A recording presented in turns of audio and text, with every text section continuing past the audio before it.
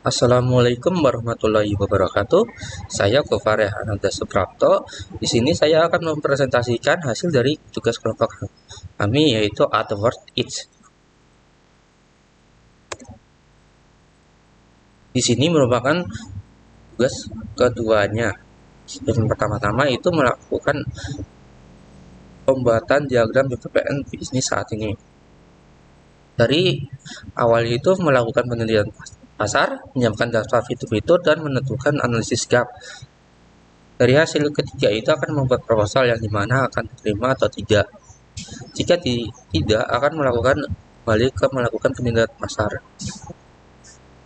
Nah, jika iya, akan dari hasil dari R&D team akan dialihkan ke UI UX team, yang dimana akan menyiapkan wireframe dan prototype,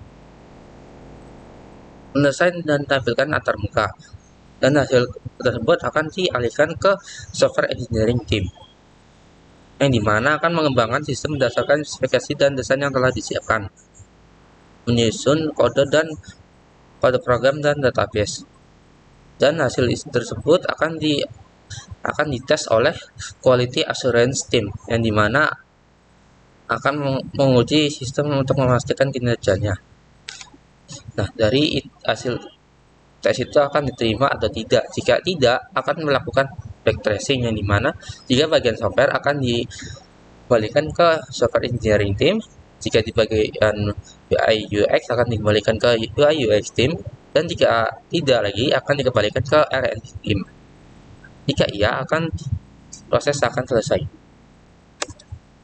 Nah, bagian PPM bisnis yang diharapkan yaitu seperti ini: melakukan riset pasar, melakukan fitur-fitur dan spesifikasi, dan mengidentifikasi teknologi baru dan terbaik untuk digunakan. Dan dari hasil itu membuat proposal, yang dimana diterima atau tidak.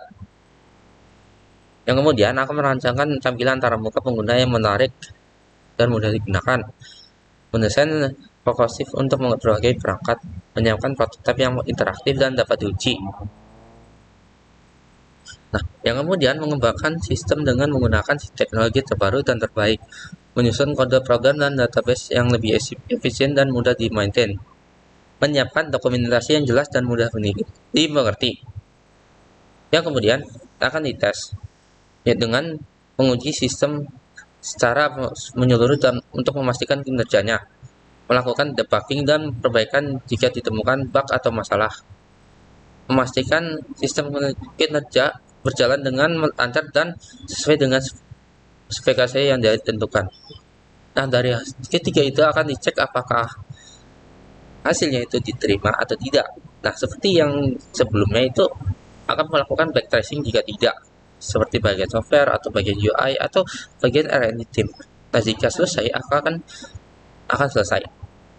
Nah, bagian tugas ketiganya yaitu lingkup SRS dalam aplikasi ini, yaitu antarmuka pengguna, keamanan, database, sistem pembayaran, pengiriman logistik, dan layanan pelangganan. Nah, functional requirement dalam studi kasus ini yaitu akun pengguna, yaitu memungkinkan pelanggan untuk membuat akun dan menyimpan restoran dan pemesanan favorit mereka, pemesanan online. Memungkinkan pelanggan untuk menyelesaikan menu restoran melakukan pemesanan secara online. Manajemen menu ini menyediakan antarmuka bagi restoran untuk mengelola item menu, harga, dan ketersediaan. 4. Melacak pesanan. Memungkinkan pelanggan untuk melacak status pemesanan mereka dan menerima notifikasi ketika makanan mereka siap. User interface atau antarmuka pengguna, menyediakan antar pengguna yang mudah digunakan dan intuitif bagi pelanggan untuk menelusuri menu dan melakukan pemesanan dan mengelola akun mereka.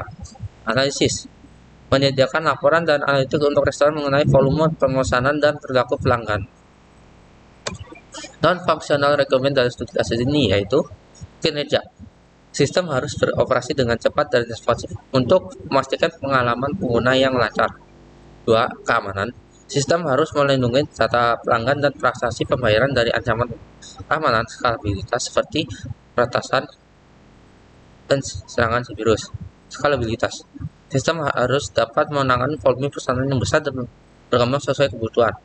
4. Ketersediaan. Sistem harus tersedia dan diakses sepanjang waktu dengan downtime minimal dan tidak sama sekali. 5. Kegunaan. Sistem harus mudah digunakan dan intuitif bagi pengguna, baik dari segi antarmuka pengguna, navigasi, dan kemampuan dalam interaksi dengan sistem. 6. Pemeliharaan. Sistem harus mudah dipelihara dan diperbaiki oleh pengembang dan administrasi sistem. 7. Kapasitas sistem harus beroperasi berbagai platform dan perangkat seperti komputer, desktop, laptop, tablet, ponsel pintar, dan dapat berjalan di berbagai sistem operasi seperti Windows, iOS, dan Android. Di sini bagian use case diagramnya. Yang pertama ada aktor customer dan aplikasi, yang dimana aktor customer itu bisa mengakses login atau register, lihat daftar menu, buat pesanan, cek status pemesanan, dan pembayaran pesanan. Dimana di login itu menginclude cek akun info dan di extend tampilan akun error, yang dimana jika terjadi loginnya tidak ada atau passwordnya salah, itu akan menampilkan akun error. Dan jika customer melakukan register, akan menampilkan tampilan akun registrasi. Nah, jika melihat daftar menu, aplikasi akan mengelis daftar-daftar makanan yang tersedia dalam restoran tersebut. Nah, jika customer membuat pesanan, akan mengirim aplikasi tersebut pesanan itu ke aplikasi. Nah, jika cek status pesanan, maka aplikasi akan mengirim status pesanan. Nah, di bagian pembayaran pesanan, customer memiliki dua opsi, yaitu bayar di aplikasi, yang dimana bisa bayar pakai kartu kredit atau kartu debit, atau bayar di tujuan ketika kurirnya sudah sampai di tujuan.